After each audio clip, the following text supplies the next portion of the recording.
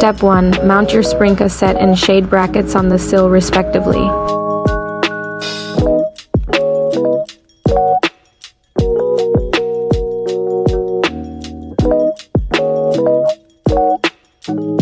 Step 2. Place your shade in its brackets.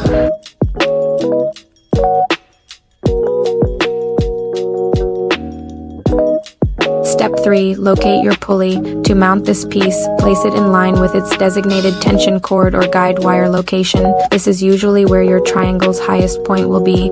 You do not need to run your guide wire yet, as you can always release more slack and run your cord, but if you would like to, you can.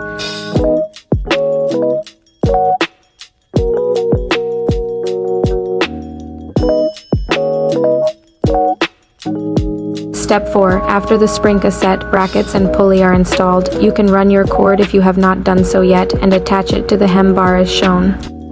Step 5. After your tension cord is attached, you can now remove your pin located in your spring cassette. Hold your shade firmly as it may immediately want to direct itself up. At this time your shade is mounted and you can now adjust your limits.